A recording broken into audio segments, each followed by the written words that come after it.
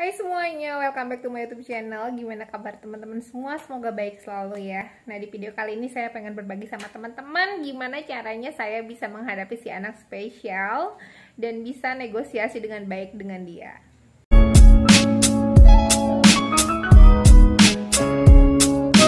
Guys, punya anak spesial itu memang tidak mudah ya. Kadang emosinya itu turun naik dia. Jadi kitanya ibunya harus sabar-sabar. Terus lebih banyak mendengarkan sih kalau yang saya jalani itu. Jadi pada saat saya bersama dengan anak spesial, dengan Ryu anak saya, memang kadang maunya itu banyak banget ya. Anak spesial itu kayak misalnya tiba-tiba pengen naik motor, atau misalnya pengen naik mobil, pengen jalan kemana, pengen ke mall, atau pengen ke playground gitu. Banyak banget maunya. Jadi kayaknya dalam otaknya itu, dalam otak anak saya terutama ya, itu kayaknya udah dari bangun tidur tuh dia udah mikir, oh ya besok saya pengen ke mall, pengen kesini, pengen makan ini, makan itu gitu. Jadi memang kayak udah kayak udah disetting dalam kepalanya bahwa mereka mau kemana, mau ngapain gitu.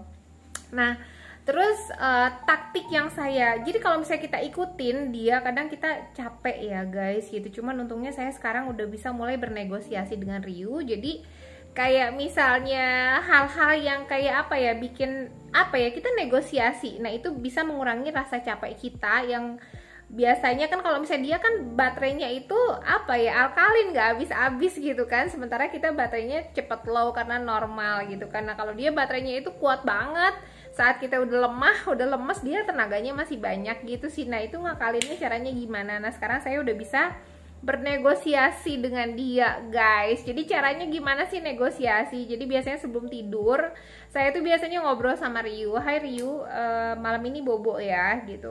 Terus dia pasti bilang besok mau kesini sini. Terus saya bilang, Ryu besok kita misalnya mau oke, besok kita ke mall, tapi sekarang bobo cepet ya, nanti bangunnya jam 6 aja biar nanti pas bangun Ryu langsung sarapan, terus siap-siap nanti jam 10 kita ke mall gitu, kayak gitu. Terus kayak misalnya saya pengen memasukkan ide-ide kayak ke Ryu, misalnya Ryu kan males banget, jadi selama pandemik ini dia main handphone, terus dia makan yang banyak, terus sempet tuh dia overweight, tapi sekarang dia udah turun lagi. Jadi saya negosiasi sama dia tiap kali sebelum tidur. Itu caranya saya memasukkan ide-ide saya sama dia. Kayak misalnya sebelum tidur itu misalnya Ryu, oke, besok kita ke mall, tapi pagi-pagi kita jalan kaki dulu gitu. Oke, gitu. Nah, kayak gitu guys. Jadi jadi pada saat pagi-pagi itu dia bangun tidur, oke, abis kita jalan kaki dulu ya, abis jalan kaki kita sarapan, udah sarapan nanti Ryu mandi, terus siap-siap kita ke mall gitu. Jadi semuanya running smooth gitu sekarang itu, karena memang udah bisa diajak negosiasi si anak saya.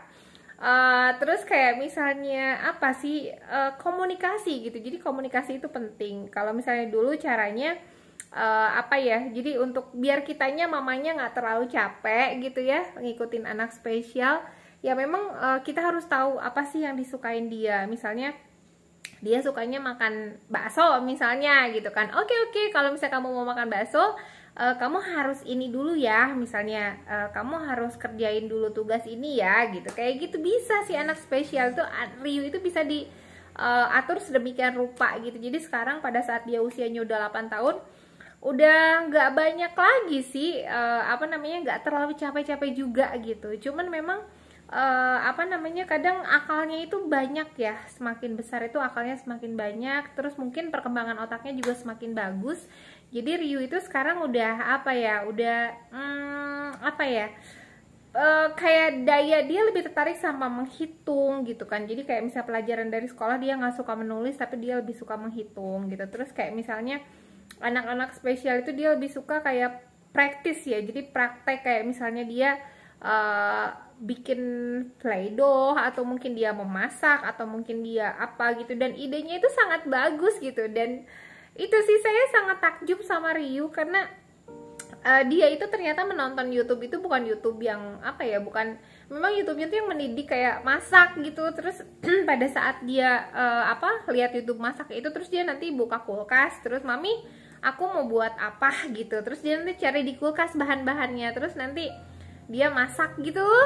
Dia masak apa, terus ide-idenya dituangin. Kayak contohnya misalnya bikin nasi goreng gitu ya, bikin nasi goreng itu nanti dia yang kasih bumbu tuh, dia kasih bumbunya sendiri. Terus apa namanya, nanti dicobain, yaudah dia cobain nasinya gitu, ntar dia cobain, terus kalau udah enak ya udah ntar dia apa namanya mau makan tuh. Jadi sekarang saya kayak misalnya Ryu susah makan itu udah bisa saya lalui dengan baik ya, dan saya udah nggak ngalamin tuh yang namanya susah harus ngejar-ngejar ngasih suapin makan, itu udah nggak ada gitu, karena memang caranya sih seperti itu. Jadi dia suruh nonton, dia nonton sesuatu yang memang pengen dia makan, terus misalnya nasi goreng pengen bumbuin apa, terus suruh kasih coba, pas udah dicoba ya udah dia mau makan, oke, berarti dia bisa makan dengan lancar, seperti itu. Sebenarnya sih kemauan dia tuh nggak banyak ya anak-anak kayak Ryu itu. Kayak contoh misalnya dia lihat di freezer ada nugget gitu ya, ntar dia bilang, mami aku mau bikin pizza nugget gitu, karena kan dia nggak suka pizza biasa, jadi dia bikin pizza nugget gitu, kayak gitu. Nanti nuggetnya sama dia dipotong-potong, terus kita goreng dulu, udah digoreng nanti dicampur sama telur, terus didadar, udah kayak pizza, nanti potong kayak pizza, kayak gitu sih. Jadi ide-idenya memang lebih kreatif ya. Terus kayak misalnya makan kentang gitu, kentangnya tuh digulung sama telur dadar gitu, apa sih itu namanya, hotdog kata dia gitu, pinter sih. Terus dia kan nggak suka saus, tapi dia lebih suka saus chili saus, dia nggak suka. Tapi kayak misalnya makan mie itu kan favoritnya dia, jadi saya kasih reward gitu. Jadi kayak misalnya Ryu seminggu sekolah dengan baik, saya bilang kalau misalnya kamu mau ngerjain tugas ini nanti kita makan mie. Nah dia sukanya itu yang ini loh, Nongsim Ramyun ya, yang merah itu, yang pedas. Dia suka banget itu. Jadi saya bilang nanti makan mie pedas, nanti mami beli mie pedas buat Ryu, tapi Ryu kerjain dulu tugasnya dengan baik gitu. Dan itu berhasil sih teman-teman. Jadi kayak misalnya dia mulai pengen lari-lari keluar, terus saya bilang ya udah nanti mie-nya mami nggak kasih, kalau misalnya Ryu lari-lari mami nggak akan kasih mie. Dan itu berhasil bikin dia balik lagi ke rumah gitu. Terus kayak contoh apa ya, ya itu sih kuncinya, kita harus tahu apa yang dia sukain. Kalau saya sih saya jadi tahu Ryu sukanya apa gitu. Terus kayak apa misalnya saya mau pergi sebentar, tinggal Ryu di rumah sama papinya gitu, ya udah Ryu sama papi di rumah, mami mau pergi dulu, nanti mami pulang bawa apa gitu. Udah bisa seperti itu sih. Memang awalnya nangis teman-teman. Jadi pada saat saya pertama kali pergi ninggalin dia itu di rumah, dia nangis tuh nggak mau ditinggalin. Tapi saya pelan-pelan saya mulai dia bisa bukan terlepas dari saya ya, saya nggak mau dia terlepas dari saya karena saya sangat sayang sama dia. Cuman paling tidak bikin dia mandiri, jadi nggak terlalu tergantung. Jadi ada saya ataupun nggak ada saya, hidup dia tetap berlanjut dengan baik gitu. Dan saya hanya mengajarkan itu sih. Makanya saya sedikit-sedikit kayak mulai tinggalin dia di rumah sama papinya, atau apa harus mulai sih dia punya dunia yang lain selain ibunya gitu. Karena kan selama ini dunianya dia tuh adalah saya gitu, mami, dunianya dia mami. Nah sekarang dia udah punya dunia yang lainnya, dunia kakaknya, terus papinya, terus saudara-saudaranya gitu, apa, dan dunia yang dia sukain gitu. Jadi dia nggak terfokus sama saya. Nah saat itulah saya berharap dia bisa belajar mandiri sih teman-teman. Ya semoga sharing saya kali ini bisa apa ya, cerita-cerita saya kali ini bisa menginspirasi teman-teman agar anak-anak spesialnya bisa lebih mandiri gitu. Dan mungkin teman-teman punya ide yang lebih kreatif, yang lebih hebat daripada saya, karena ibu-ibu anak spesial tuh memang ibu-ibu hebat dan luar biasa. Nanti bisa di-share di komen ya, nanti bisa jadi masukan juga buat saya. Oke, thank you for watching. Jangan lupa di-subscribe, sharing, di-share. Terus nanti kalau misalnya subscribe, loncengnya dinyalain. Jadi kalau saya bikin video baru nanti teman-teman akan dikasih notifikasi dari YouTube. Oke, thank you for watching dan bye-bye.